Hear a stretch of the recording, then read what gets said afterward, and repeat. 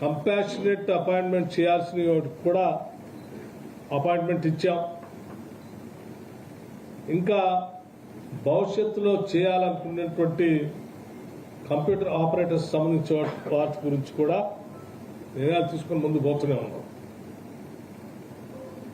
నేను చెప్పినట్టుగా ఇందాక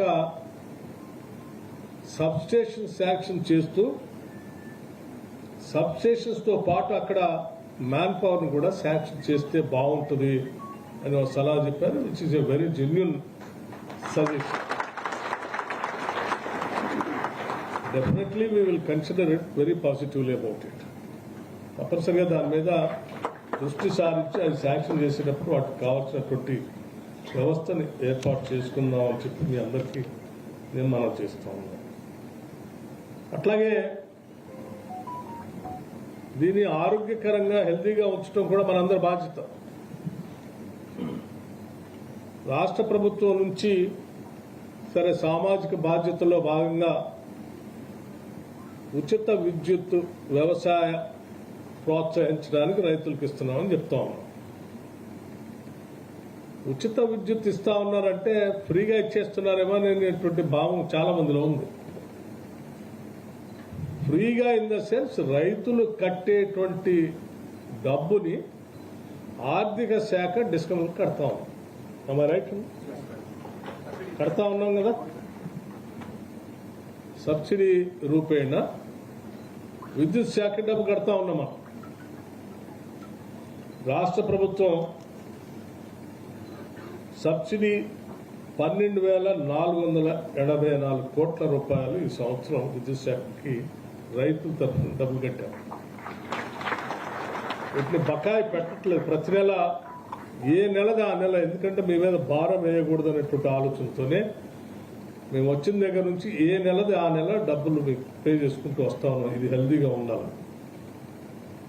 అట్లాగే రాష్ట్రంలో గృహజ్యోతి అని 200 యూనిట్ లోపల వాడుకునేటువంటి వాళ్ళందరూ కూడా ఫ్రీ పవర్ ఇస్తా అని చెప్పాం.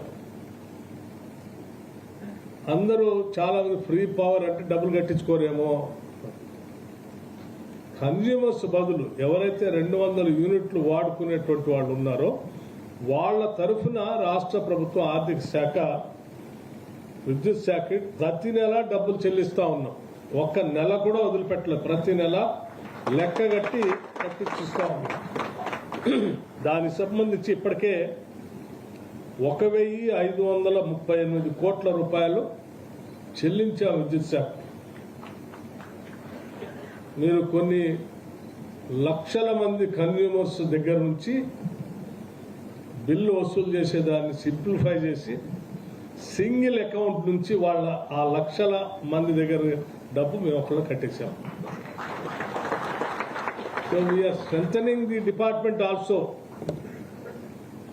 అట్లాగే ఎడ్యుకేషన్ సంబంధించి కూడా 199 కోట్ల రూపాయలు రాష్ట్ర ప్రభుత్వం చెల్లిస్తాం.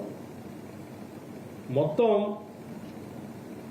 ఇవన్నీ 14,211 కోట్లు, అంటే నియరింగ్ అబౌట్ 15,000 crores